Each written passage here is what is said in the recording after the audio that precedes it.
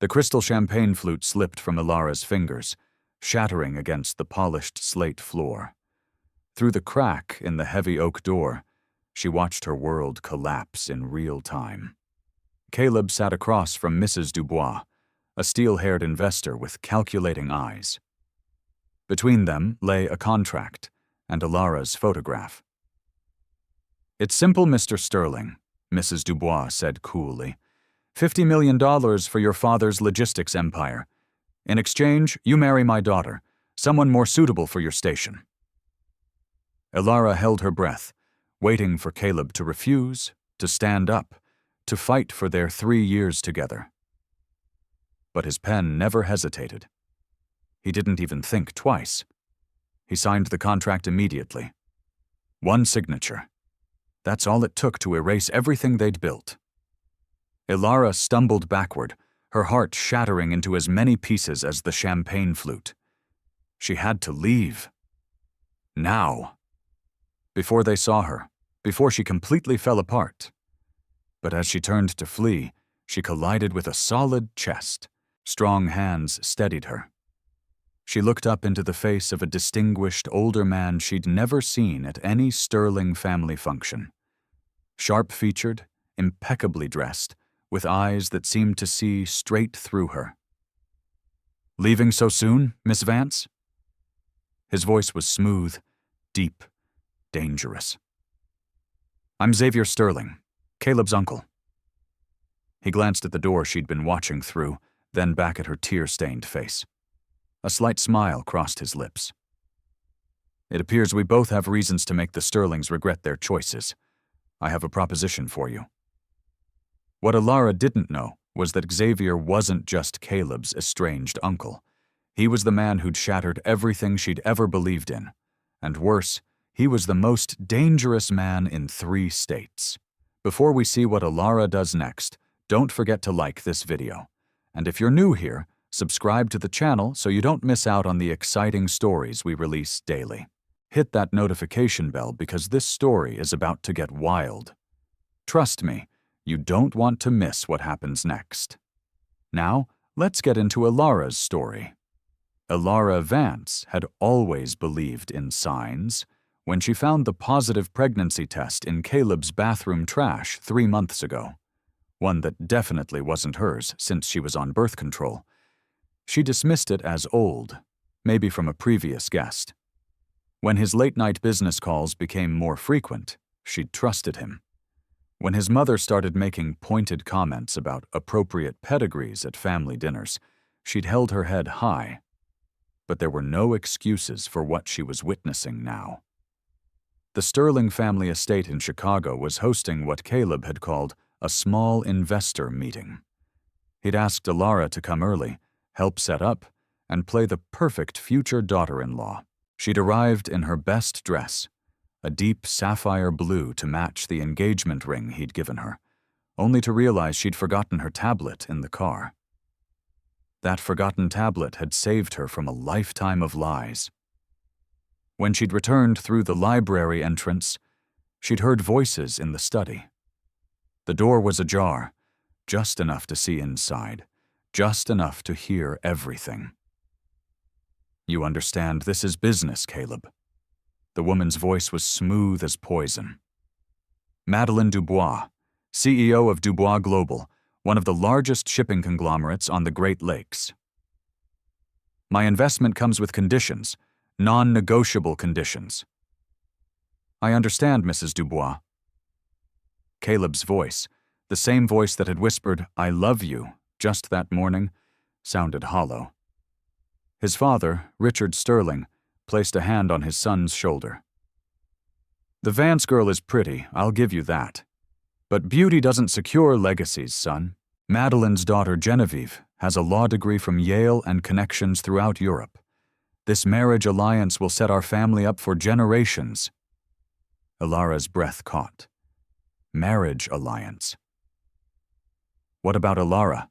Caleb asked, but there was no real fight in his voice, just obligation. Madeleine laughed, cold and calculated. "What about her?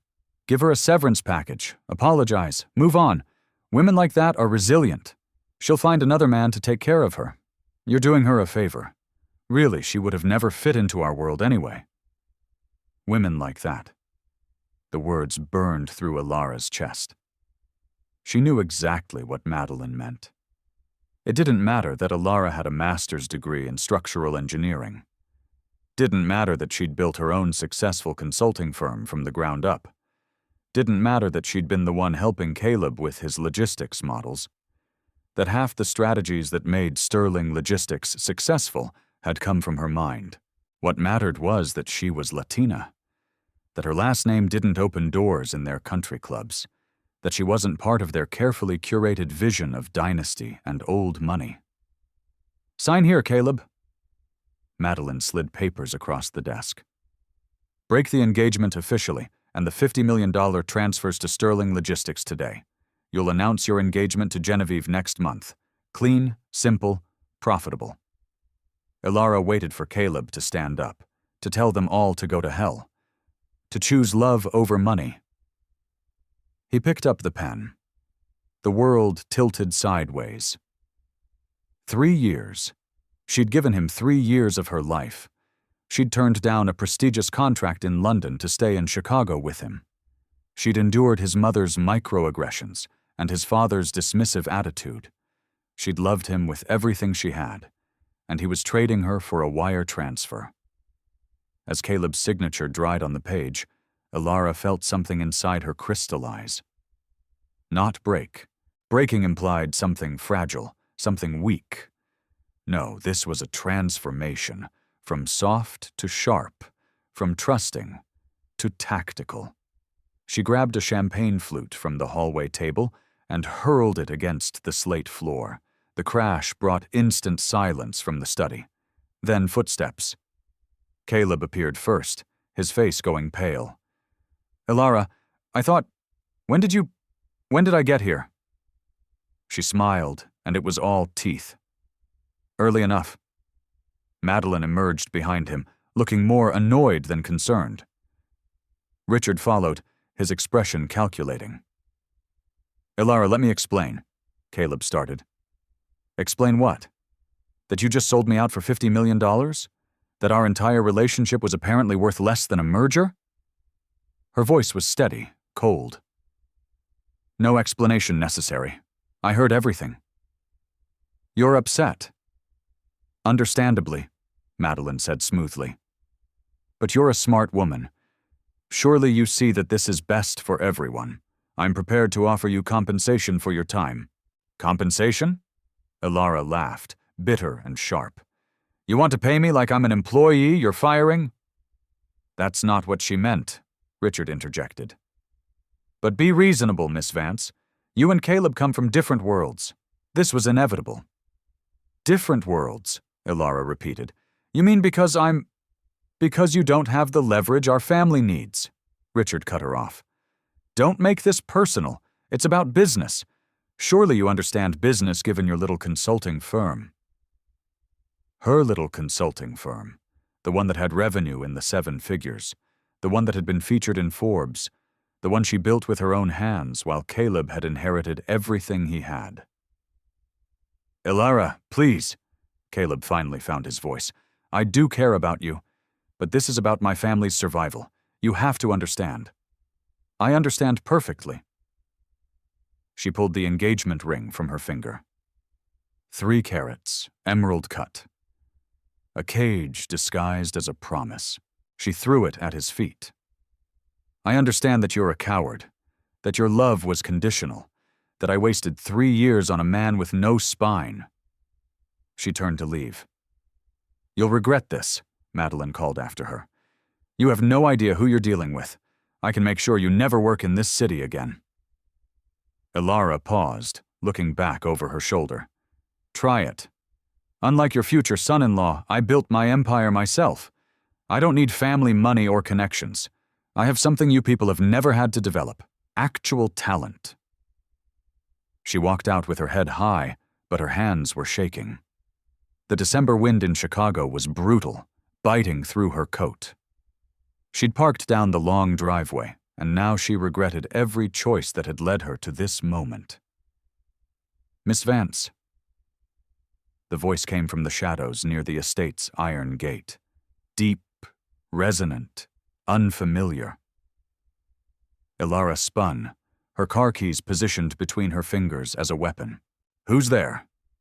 A man stepped into the light from the street lamps, and Ilara's breath caught for an entirely different reason. He was older, 50 if she had to guess, but age had only refined him into something devastating.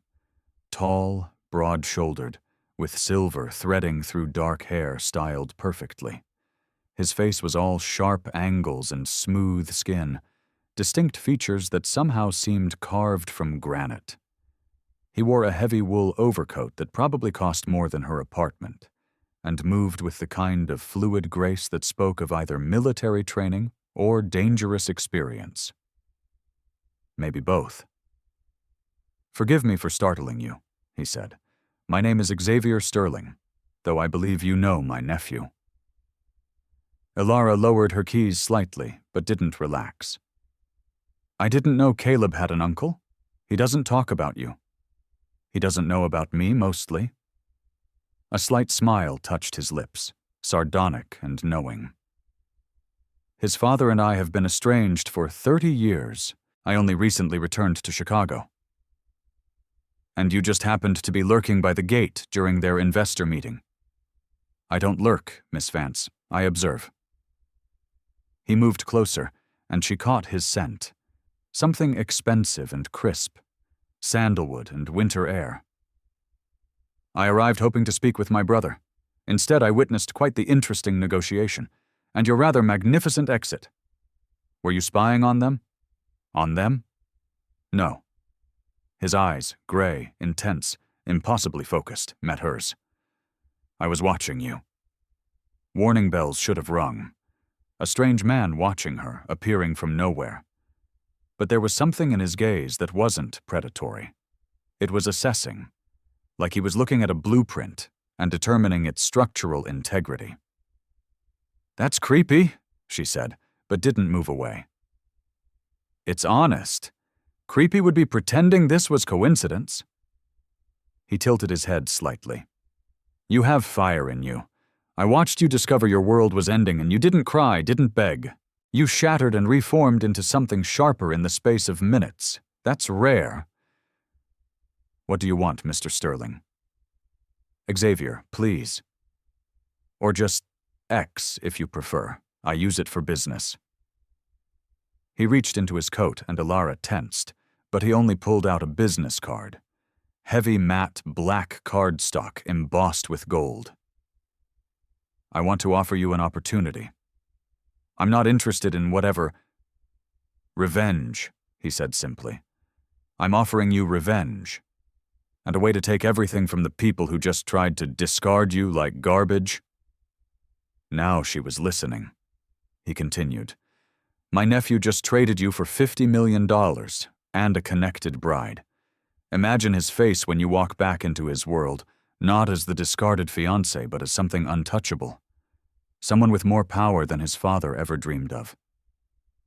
And how would I do that?" His smile widened, and for the first time, Ilara saw something dangerous in it, something that made her pulse quicken. "Marry me instead." Ilara stared at him. "You're insane."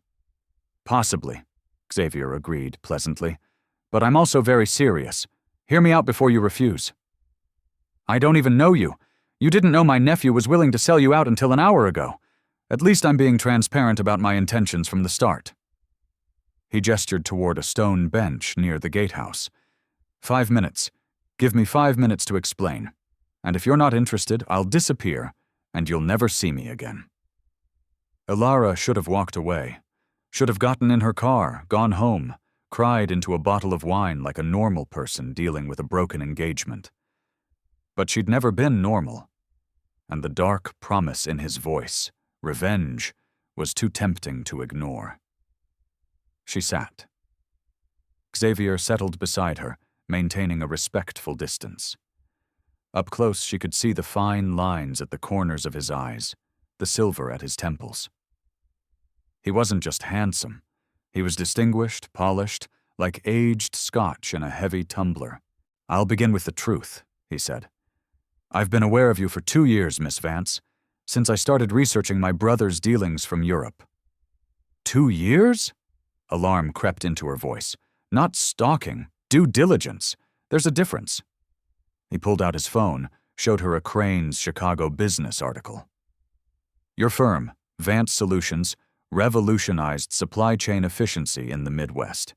You won the Innovator of the Year award last year, the youngest Latina ever to receive it. Your keynote on ethical logistics has thousands of views. You're remarkable, and you've been wasting yourself on a man who couldn't see your worth. Ilara's defenses wavered slightly. He'd done his homework. That still doesn't explain why you want to marry a stranger. 2 reasons. First, my brother. Xavier's expression hardened. Richard and I have history, bad history. He's the reason I left the States 30 years ago. He betrayed me, stole what was mine, built his empire on my losses. I've spent decades building my own power, waiting for the right moment to remind him that the sterling legacy belongs to me as much as him.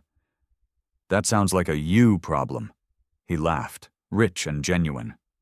Fair, but here's where it becomes your solution. My brother values 2 things: bloodline and appearance. Imagine his horror when his estranged brother, the one he's pretended doesn't exist for 3 decades, returns married to the woman his son just discarded. Married to someone he considers inappropriate for the family. So I'd be your revenge prop. You'd be my wife, legally, publicly, permanently, and in return you'd gain access to everything the Sterling family has: money, connections, power. He leaned forward. I own 22 legitimate businesses across the US and Europe, Miss Vance.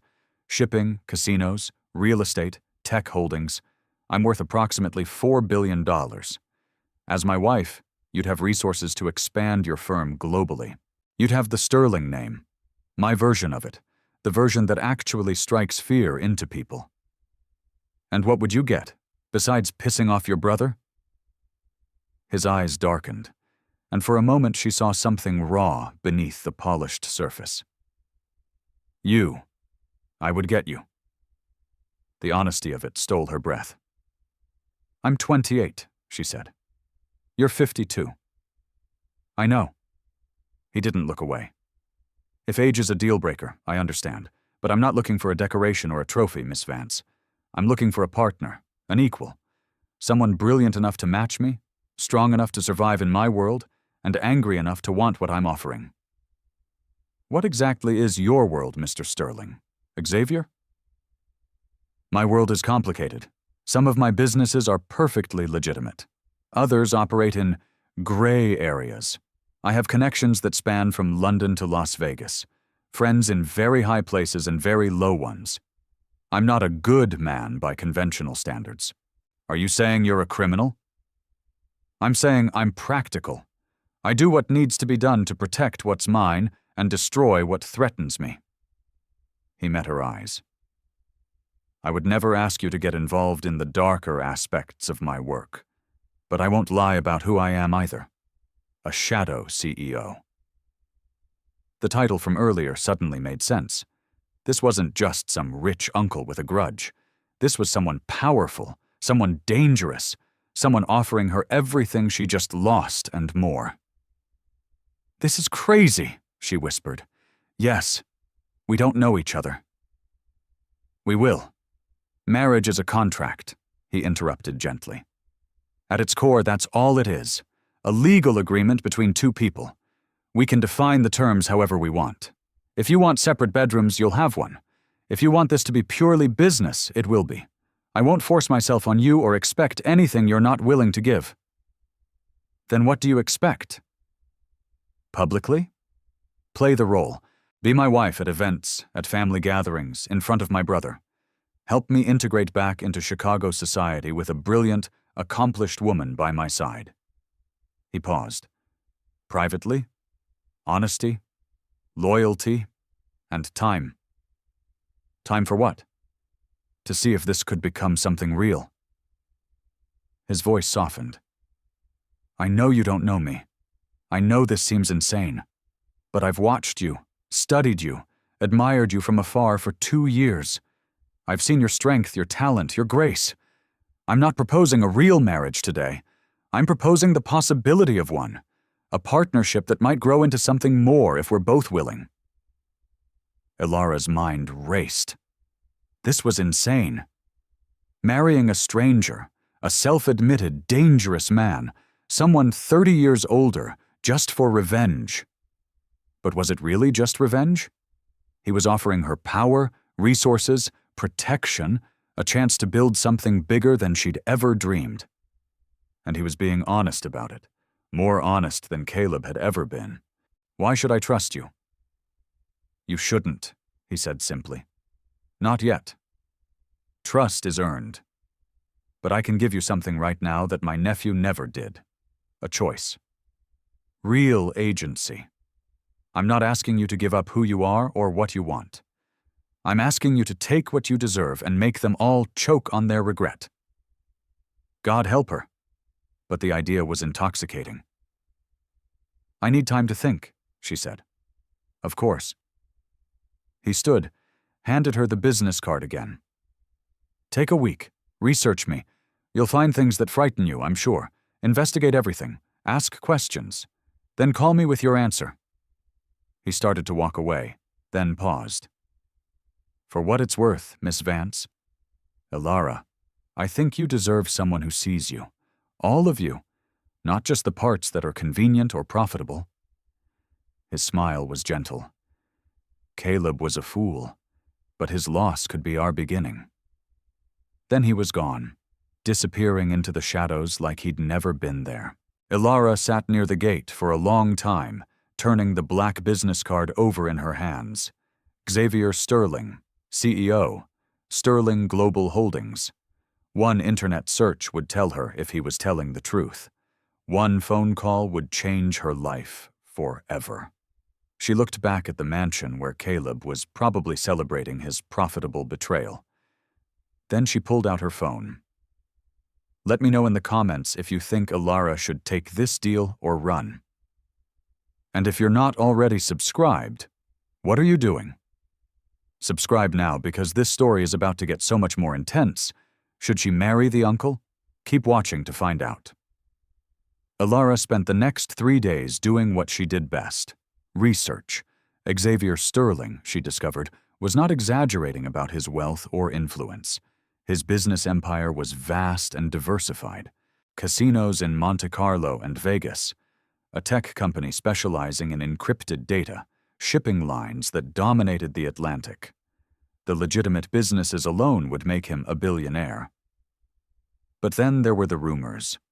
Whispers on deep web forums about his connections, articles that mentioned him in passing in relation to syndicate activity, though never with concrete evidence. A Chicago Tribune piece from 15 years ago linked him to the dismantling of a corrupt union boss, but positioned him as a consultant, not a perpetrator. He was careful. Whatever he was involved in, he kept it clean enough to avoid prosecution, but visible enough to maintain fear and respect. Ilara found one interview with a European financial magazine from 5 years ago. The article included a photo of Xavier at an opera premiere looking devastating in a tuxedo. The interviewer had asked about his personal life. I was married once, very young, he'd said. She died in a fire 30 years ago. Since then, I've devoted myself to acquiring rather than loving. Perhaps that was a mistake. Perhaps it's never too late to rebuild. A widower. That explained some of the loneliness she'd sensed beneath his polished exterior. She dug deeper into the Sterling family history. Richard Sterling had indeed had a brother, older by 2 years. The brothers had been partners in their 20s, running a modest trucking business. Then, abruptly, Xavier had left the country. 6 months later, Richard had suddenly acquired significant capital and expanded the business into what became Sterling Logistics. The timeline was suspicious. Very suspicious. On the 4th day, Caleb called. Ilara stared at her phone, watching his name flash on the screen. Part of her wanted to let it go to voicemail, but a larger part wanted to hear what possible excuse he could offer. She answered. "What?" "Ilara? Thank God. I've been trying to reach you for days." He sounded stressed. "Good. We need to talk." We have nothing to talk about. Please, just listen. I made a mistake. A huge mistake." His voice cracked convincingly. "I was pressured by my father, by Madeline. I wasn't thinking straight. But I've been miserable without you. I told them I can't go through with marrying Genevieve. I want you back." Ilara laughed, cold and sharp. "You want me back? I love you. I've always loved you. The money doesn't matter." Except it did matter. 4 days ago, it mattered enough for you to sign away our entire relationship. I panicked, but I've come to my senses now. Babe, please, we can get past this. I'll make it up to you. I swear. Let me guess, Ilara said. Madeline pulled her investment when you tried to negotiate terms? And Genevieve wasn't as pliable as they promised? So now you're crawling back to your backup plan? Silence. Then, it's not like that. It's exactly like that. She felt nothing. No heartbreak, no longing, just contempt. You traded me like I was inventory, Caleb. You showed me exactly what I'm worth to you. Did you really think a few days and some pretty words would make me forget? Ilara, be reasonable. I'm being extremely reasonable. I'm choosing not to destroy your life the way you tried to destroy mine. That's generous, considering. What's that supposed to mean? It means stay away from me. Don't call, don't text, don't show up at my office. We're done. We've been done since the moment you picked up that pen. She hung up immediately. Her phone buzzed with texts. Apologies, promises. Desperate pleas. She blocked his number and felt lighter for it. That evening, she called the number on Xavier's card. He answered on the second ring. Ilara. Just her name. But the way he said it, like it was something precious, made her stomach flutter. I have questions, she said. I have answers. Did you steal from your brother, or did he steal from you? A pause, then direct. I appreciate the candor. He stole from me. My wife's life insurance policy, to be specific. She died in an apartment fire. $2 million. Richard was the executor of my assets while I was hospitalized with burns. And while I was incapacitated with grief, he transferred the money to himself.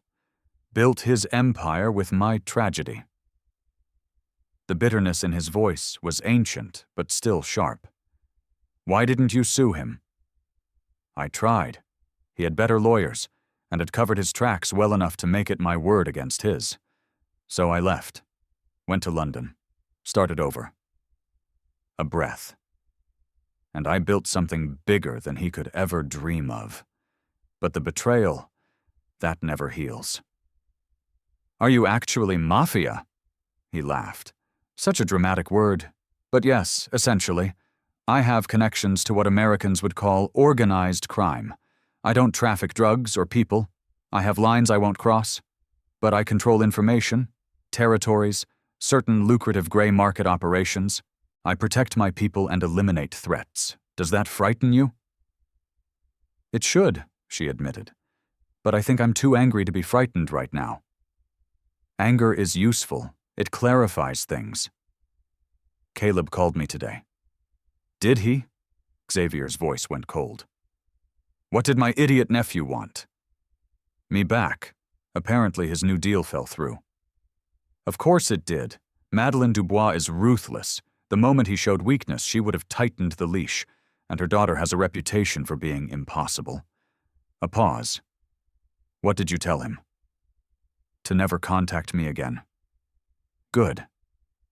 Satisfaction colored his tone. You deserve far better than him. Like a 52-year-old shadow boss I've known for less than a week? I'm 51, actually. Birthday's in January. She could hear his smile. And yes, exactly like that.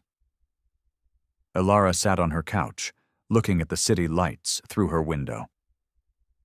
This is insane. You've mentioned that. If I did this, if I actually agreed to marry you, what would it look like? Logistics. We'd marry quickly. City Hall or a private ceremony, whichever you prefer. I have a residence in the Gold Coast. Penthouse, 4 bedrooms, completely renovated. You'd have your own space, your own freedom. We'd appear together at necessary social functions. I'd introduce you to my business associates, and you'd help me navigate reintegrating into Chicago high society. And your brother? Caleb? We'd make sure they knew. Perhaps a casual mention at the right charity gala, or a wedding announcement in the Tribune. However you want to deliver the news that you've upgraded dramatically. She smiled despite herself. You're very confident. I'm very certain of what I want, and what I want is a partnership with you, however that evolves. His voice softened. I won't pressure you for romance or intimacy, Alara. If all this ever is a business arrangement and a friendship, I'll be content with that. But if it becomes more, I'll be grateful for every moment. Why me? Really? You could have anyone. I could have many people, he agreed. But I want someone extraordinary. Someone who builds instead of just inheriting. Someone who fights instead of just accepting. Someone who looks like a queen and thinks like a grandmaster. He paused. I want you. I've wanted you since I saw you speak at that logistics conference in London 2 years ago. You were brilliant, fierce. You talked about building systems that honor the workers, not just the profit margins. And I thought, that's someone I could spend my life learning from. Alara's breath caught. You were there? At my London keynote? Front row? 2 years. He'd been what? Watching? Waiting? It should have been creepy, but something about the way he said it felt more like patience. Like he'd been waiting for the right moment, the right circumstances. Or maybe she was rationalizing because she wanted this. Wanted the power, the revenge, the chance to throw her success in Caleb's face. Wanted him. The thought startled her. But sitting there, talking to this dangerous stranger with the careful voice and the terrible history, she realized she was intrigued. More than intrigued. He saw her not as a trophy or an obstacle, but as an equal, a partner. When was the last time Caleb had asked about her work, her dreams? When had he ever really seen her? If I say yes, she said slowly, I have conditions. Name them. I keep my business completely separate from yours. I won't launder money or be involved in anything illegal. Agreed. Your firm is yours. I wouldn't dream of tainting it. I want a prenup. That protects both of us, but ensures I'm not left with nothing if this goes wrong. I'll have my lawyers draft something generous. You should have your own attorney review it. I need honesty, always. I just had 3 years of lies. If you're going to do something that affects me, I need to know. You'll have it. Complete transparency about anything that involves you. And time, like you said, time to see if this could be real. No pressure, no expectations. Just possibility. All the time you need. Alara closed her eyes, took a breath, and jumped. Okay. I'll marry you, Xavier Sterling. The silence on the other end lasted 3 heartbeats. Then his voice, rough with something that might have been emotion. You won't regret this. I'd better not, because if you betray me like your nephew did, there's not a corner of this earth you'll be able to hide in. He laughed, delighted. Threatening me already? See, this is why we'll work. When should we make this official? Soon, before I lose my nerve. Tomorrow, City Hall, noon. Bring whatever you want to wear, or I can arrange something. I'll handle my own dress, thanks. Then I'll handle everything else. Alara? Yeah? Thank you for taking a chance on a dangerous old man. You're not that old. I'm old enough to know when something precious falls into my life. I won't waste it. After they hung up, Ilara sat in the dark for a long time. Then she started planning what she'd wear to her wedding and what she'd say when Caleb inevitably found out. City Hall was imposing in the winter light, all gray stone and bronze doors. Ilara arrived in a suit she'd bought that morning, cream wool with sharp lapels and wide-leg trousers. Powerful. Elegant. Not a wedding dress exactly, but not casual either. A middle ground. Like everything about this arrangement. Xavier was waiting on the steps, and the sight of him made her pause. He wore a perfectly tailored charcoal suit with a black tie, looking like he'd stepped from a noir film. But what stopped her was the expression on his face when he saw her. Wonder, pure and unguarded. "You look breathtaking," he said as she approached. "You clean up well yourself." He offered his arm, and she took it. "I have witnesses inside. My attorney and my head of security. I hope that's all right. We need 2 people." "That's fine. I didn't really have anyone to invite anyway." The words came out more bitter than she'd intended. Xavier covered her hand with his. "After today, you'll have me, and everyone I know becomes available to you. You'll never lack for people again." Something about the promise in his voice made her believe him. The ceremony was short, efficient, surreal. The judge looked bored until Xavier slipped him what was probably a generous tip for expediting the paperwork. Then he became much more enthusiastic about pronouncing them husband and wife. "You may kiss your bride," the judge said. Xavier looked at her, a question in his eyes. Ilara made a split-second decision and leaned up, pressing her lips to his. It was supposed to be quick, performative. But the moment their mouths met, something electric shot through her. His lips were soft, warm, and he tasted like coffee and clove. His hand came up to cup her cheek, gentle but possessive, and for 3 heartbeats, the world disappeared. When they broke apart, his eyes were dark. "Well," he said softly, "that was unexpected. Consider it sealing the deal. Then it's the best business transaction I've ever made." They signed papers in a small office. Ilara Vance became Ilara Sterling so easily it was almost anticlimactic. Just a signature, and her entire life changed direction. Outside, a car was waiting. Not a limo, too ostentatious, but a sleek black Bentley with a driver who nodded respectfully at Xavier. "This is Marcus," Xavier introduced.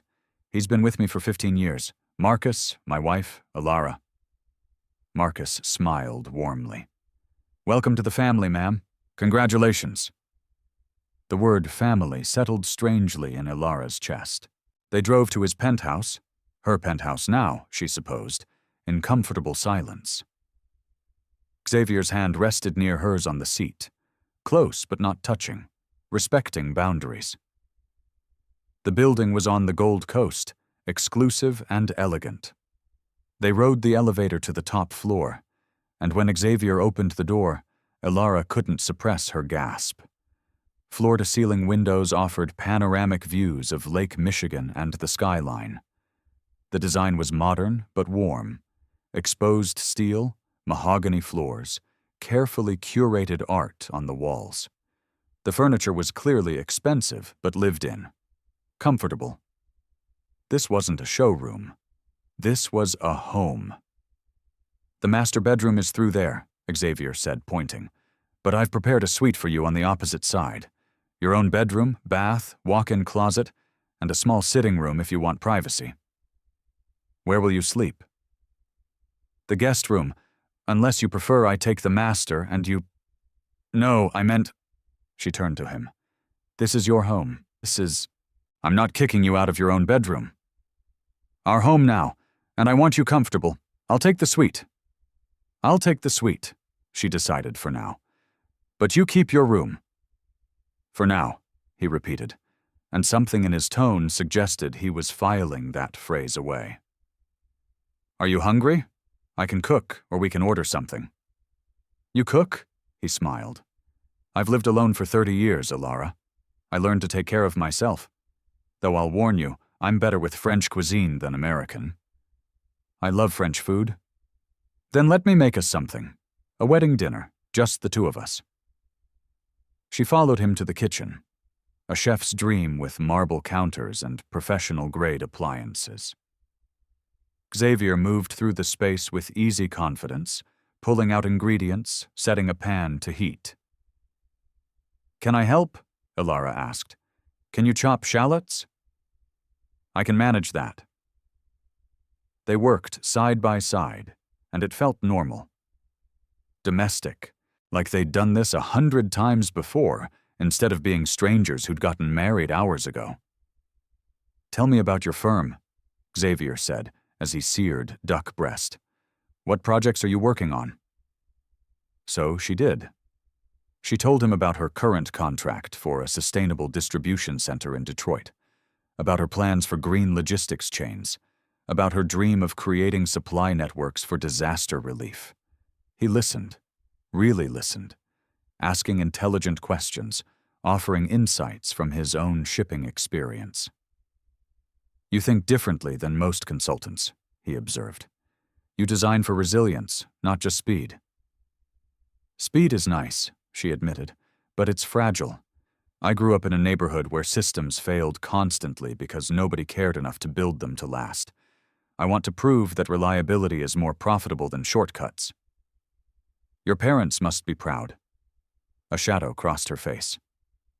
My mom died when I was 16. Aneurysm.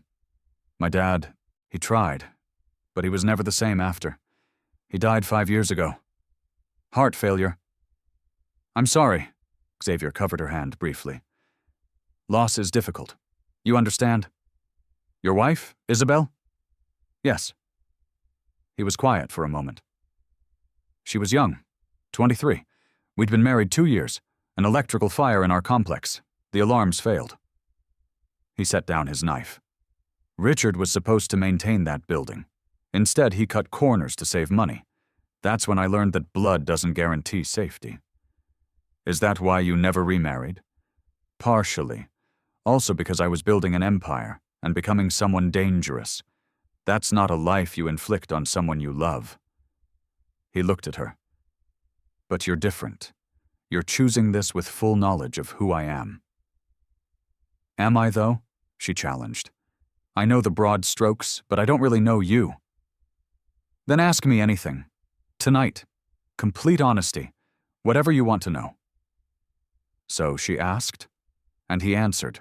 She learned that he'd been a dock worker in London before working his way into legitimate shipping, that he'd killed 3 men in his life, all in self-defense or defense of others, but killed nonetheless, that he'd built his organization on loyalty and fear in equal measure, that he owned judges, politicians, and police in 2 countries. He didn't sugarcoat it, didn't make excuses. I'm not a good man, he said again, but I'm a fair one. I protect what's mine, and I honor my word. You're mine now, Alara. That means I'll protect you with everything I have, and I'll never lie to you. What if I can't handle it? She whispered. What if your world is too dark for me? Then I'll shield you from it. You'll never have to touch the darkness if you don't want to. You can live your life, build your networks, be brilliant. I'll handle the shadows. They ate the dinner he made. Duck à l'orange, roasted asparagus, fondant potatoes. It was delicious, and Alara said so. My mother's recipes, he said. She died 10 years ago. Cancer. I'm sorry. We share similar wounds, she observed.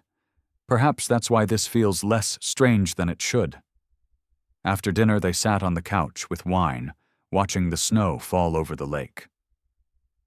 What happens tomorrow? Alara asked. Do we announce this, or? That's up to you. We can be public immediately, or we can wait. Though I'd like to tell my brother soon.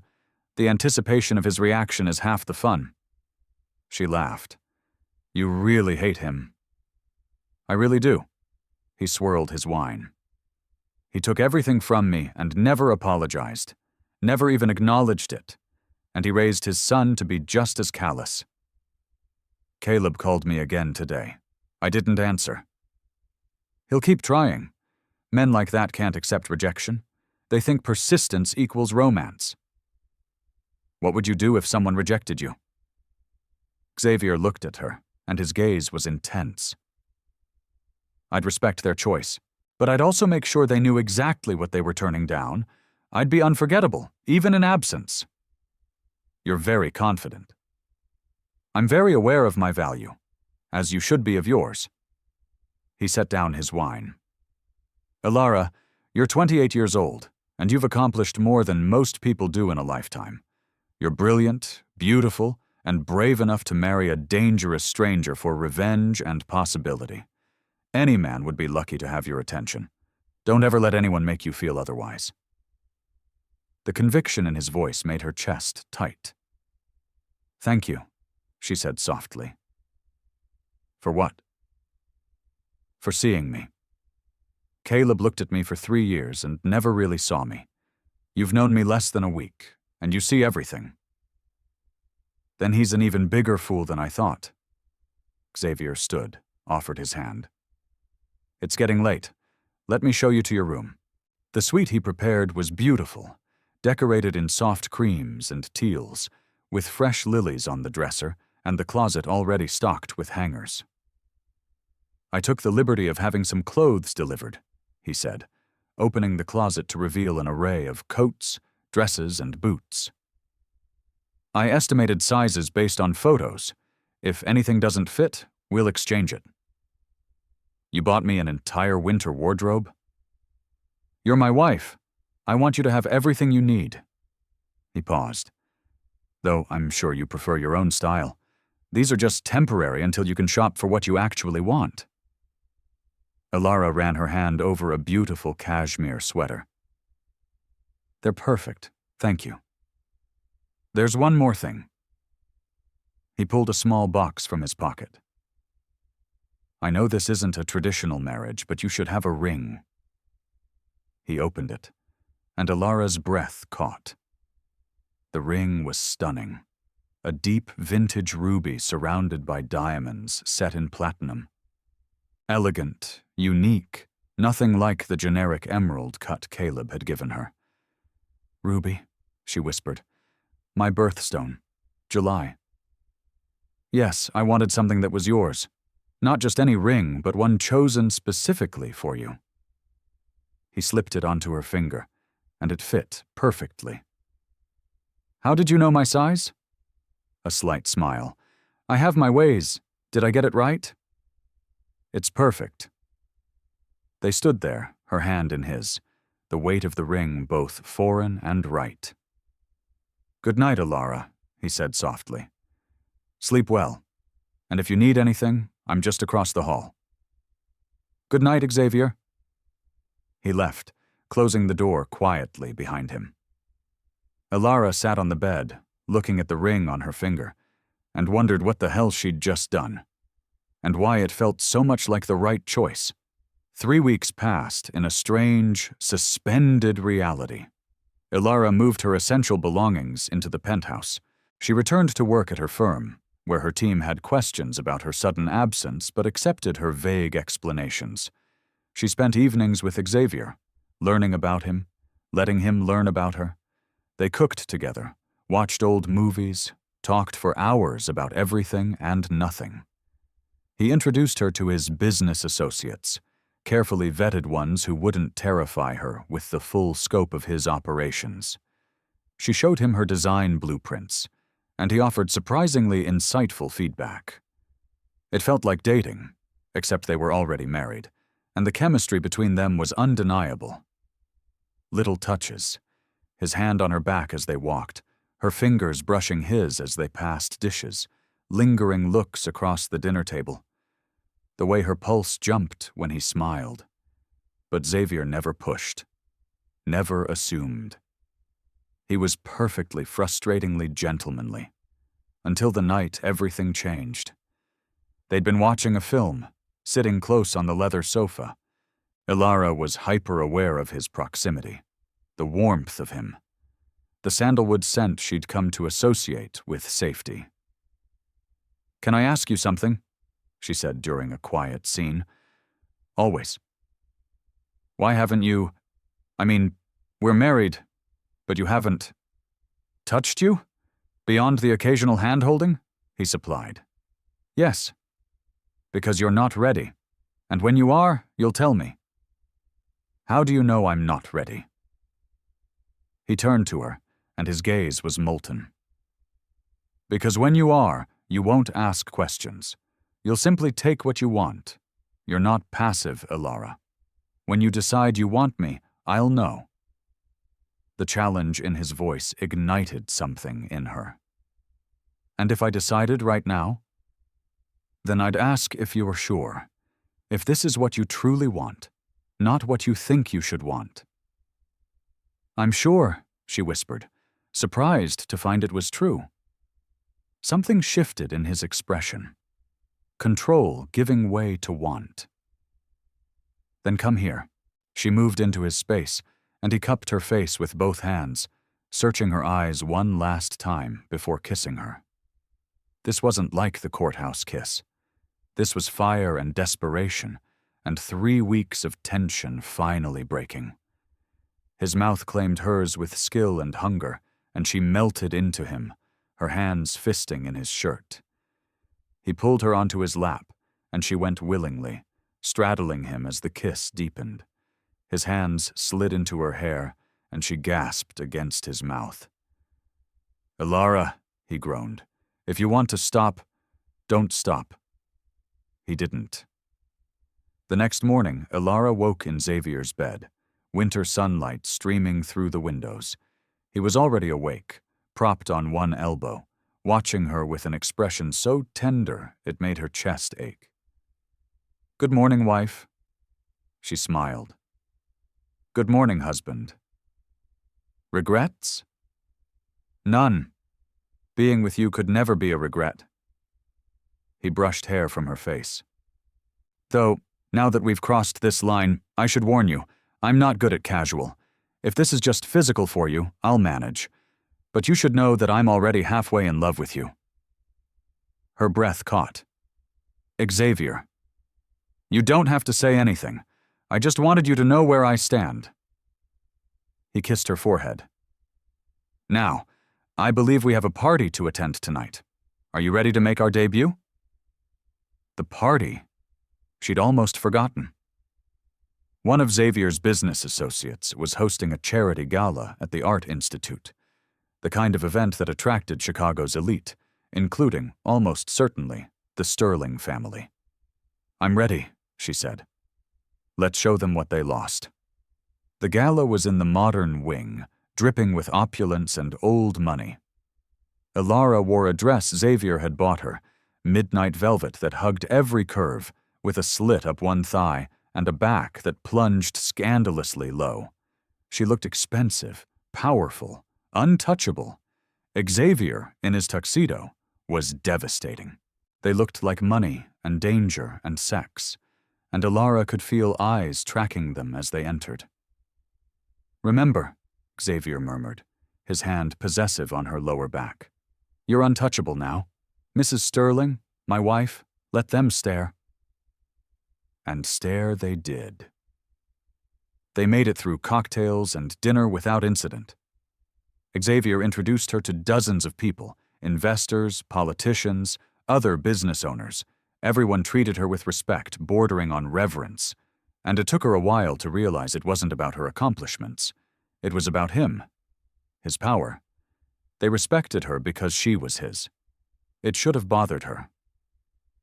But honestly?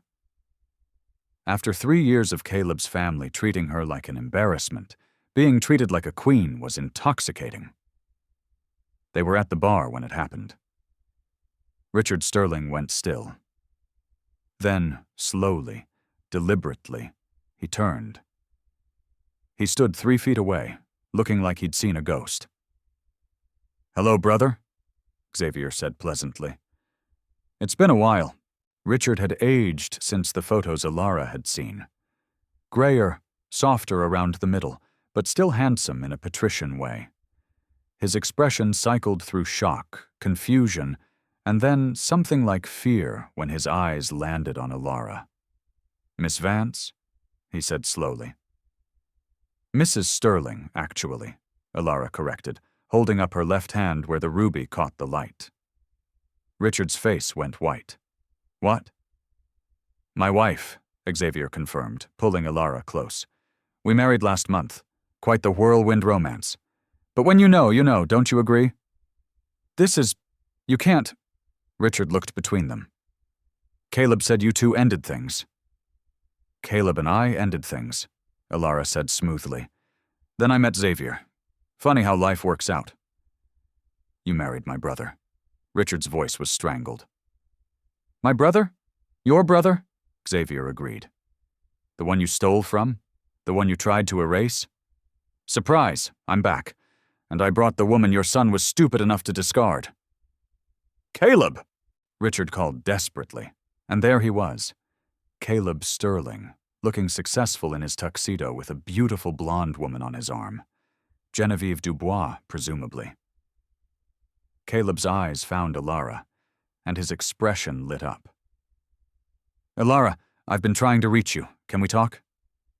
Then he saw Xavier, saw Alara's hand in his, saw the ring. "What the hell is this?" Caleb demanded.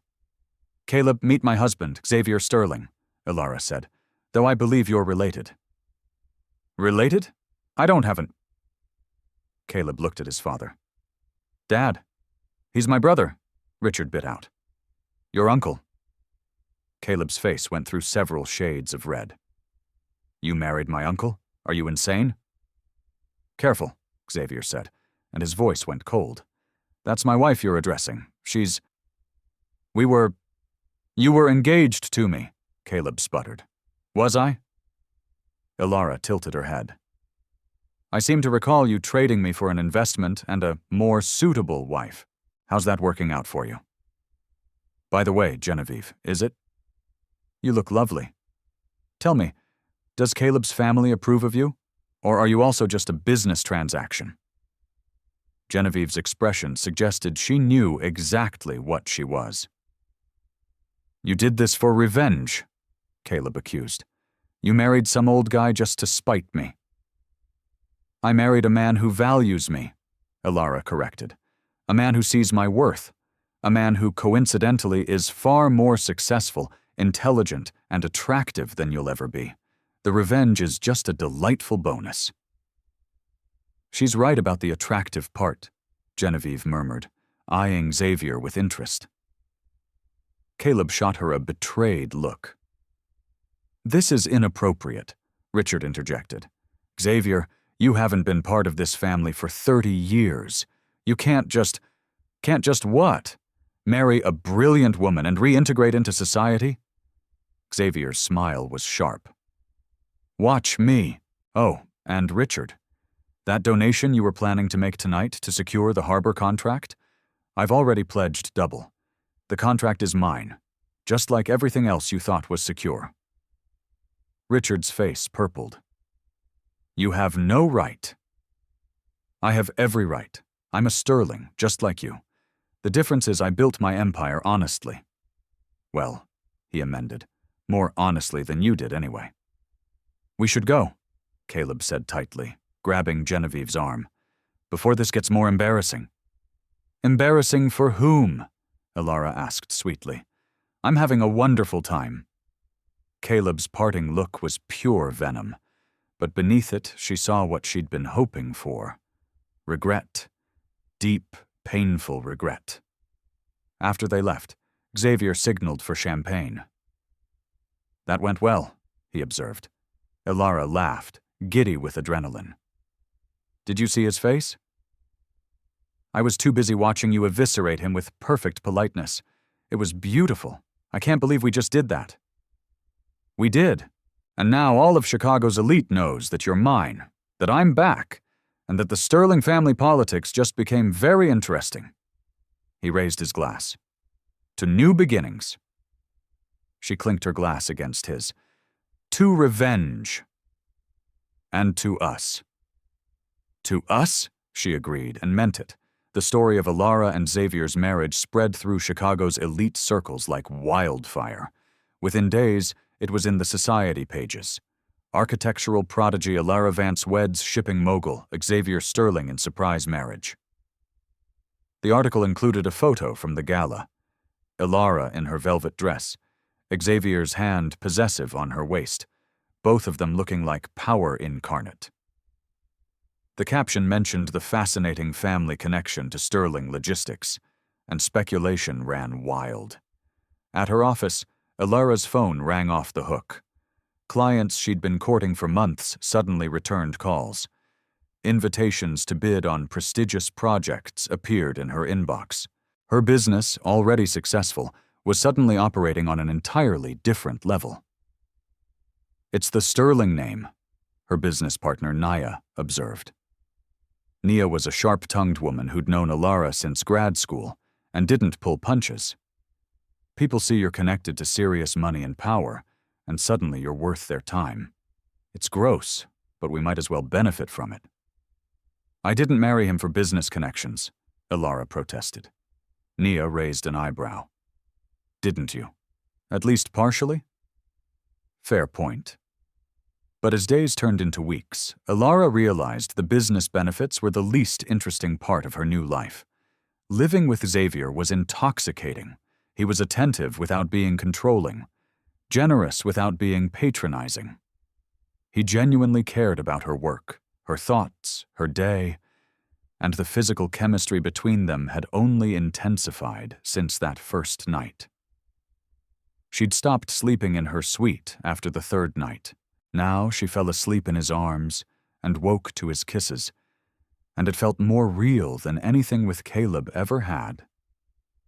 But there were still shadows. Sometimes his phone would ring late at night, and he'd step out of the room to take the call. Men in expensive suits would visit the penthouse for meetings in his study, and Alara was never invited to join. Once, she'd woken at 3 a.m. to find his side of the bed empty and blood on his shirt in the bathroom hamper. When she'd asked about it the next morning, he'd simply said, "Business complications. Nothing for you to worry about." She'd let it go, but the reminder that she'd married someone dangerous, someone with secrets, lingered. 2 months into their marriage, the first real crack appeared. Alara came home from a client meeting to find Caleb in her building's lobby. "How did you get in here?" she demanded. "I told the doorman I was your fiancé. Old habit. I guess he remembered me." Caleb looked terrible. Rumpled suit, dark circles under his eyes, desperation in his expression. "Please, Alara, 5 minutes." "No. I love you. You don't even know what love is. I made a mistake." His voice rose, drawing attention from other residents. "I was stupid and greedy, and I threw away the best thing in my life. But I've ended things with Genevieve. I told my father I don't care about his approval anymore. I want you back." "Too little. Too late." "Is it him? Are you actually in love with my uncle? Or is this just an act?" Caleb grabbed her arm. "Because I know you, Alara. I know you wouldn't actually fall for some gangster old enough to be your father. Let go of me. Not until you admit this is all just to hurt me." "And if she doesn't admit to it?" A deep, masculine voice drawled lazily from behind them. Caleb and Alara turned to find Xavier standing a few feet away, with the most feral expression on his face. Okay, but the way they served that entire family. I'm screaming, but don't think this story is over. We still have revenge to plan and a romance to develop. Make sure you like this video if you're Team Xavier and Alara. Subscribe for part 2, because trust me, the Sterling family isn't going to take this lying down. And Xavier has some secrets he hasn't told Alara yet. Comment below. Do you think their marriage will become real love? Or is Xavier hiding something darker? Thanks for watching, and I'll see you in the next one.